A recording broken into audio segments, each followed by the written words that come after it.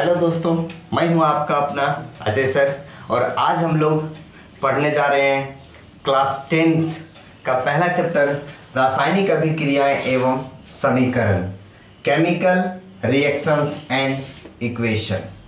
तो सबसे पहले चैप्टर को समझते हैं हम लोग कि ये चैप्टर कहता क्या है। ठीक है, चैप्टर कहना क्या चाहता है। ठीक है, तो यहाँ रासायनिक अभिक्रियाएं के मतलब ही समझ में आ रहा है कि यहाँ कुछ ना कुछ चेंजिंग हो रहा है, परिवर्तन हो रहा है।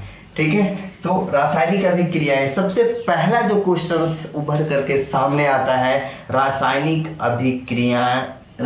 अभिक्रियाओं से आप क्या समझते हैं, रासायनिक अभिक्रिया किसे कहते हैं, ये क्वेश्चन हो सकता है। ठीक है, तो रासायनिक अभिक्रिया किसे कहते हैं। ठीक है, तो जब दो या दो से अधिक पदार्थ मिलकर एक नए गुण वाले पदार्थ का निर्माण करता है तो उसे रासायनिक अभिक्रियाएं कहते हैं।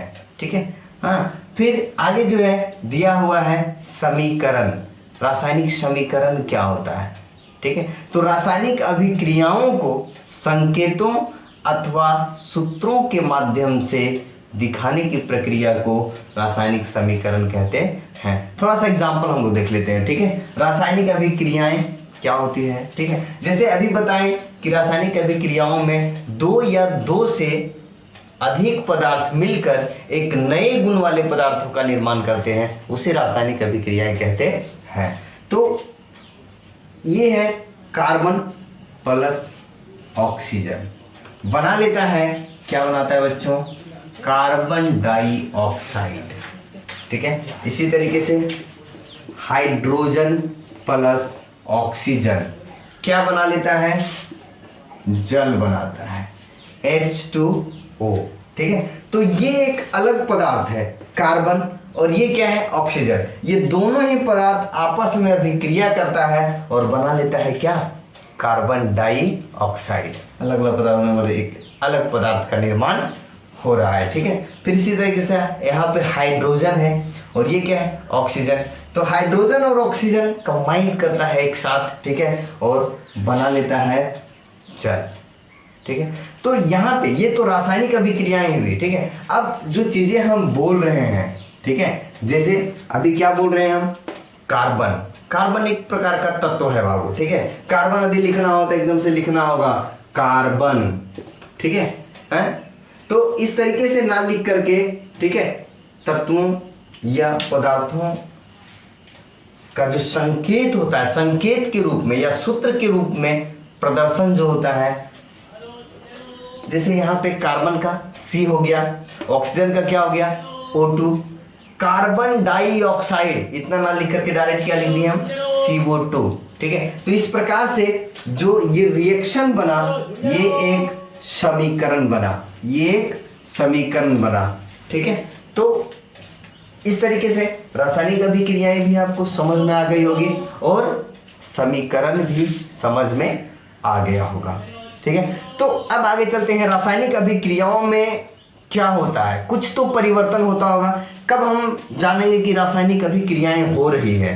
ठीक है, तो रासायनिक अभिक्रियाएं होने में कुछ परिवर्तन दिखाई देता है। जैसे जब रासायनिक अभिक्रियाएं होती है तो गैस का उत्पन्न होना। ठीक है, रासायनिक अभिक्रिया जब होगा, दो या दो से अधिक पदार्थ मिलेंगे तो हो सकता है गैस उत्पन्न होगा। ठीक है, गैस निकलने लगेगा, गैस बनने लगेगा।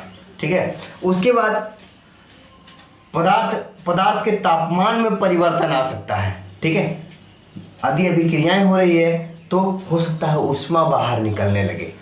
ठीक है, या ऊष्मा का शोषण होने लगे। इससे क्या होगा, टेम्परेचर घट जाएगा। पदार्थ का जो अभिक्रियाएं हो रही है, जहां पे जिस पॉट्स में आप कर रहे हैं या बर्तन में कर रहे हैं अभिक्रियाएं, ठीक है, दो वस्तुओं को रख करके, दो पदार्थों को रख करके, तो हो सकता है उसका तापमान बढ़ जाए। ठीक है, या हो सकता है तापमान घट जाए। ठीक है, अवस्था में परिवर्तन हो सकता है।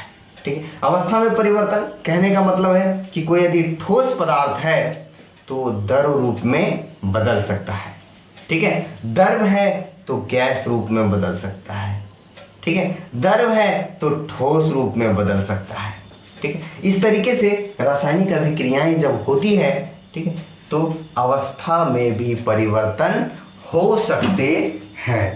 ठीक है, तो आगे इसी तरीके से रंग में भी परिवर्तन हो सकता है, ठीक। जैसे अभिक्रिया के पहले जो पदार्थ का रंग होता है, ठीक है, वो पदार्थ का रंग जो है वो बदल जाएगा, ठीक है।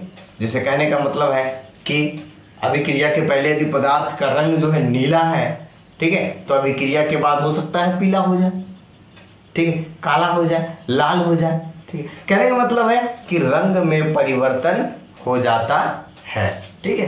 तो इस तरीके से हम लोग कह सकते हैं कि रासायनिक अभिक्रियाएं एवं समीकरण का इंट्रोडक्शन आपको समझ में आ गया, ठीक है। अब आगे हम लोग चलते हैं।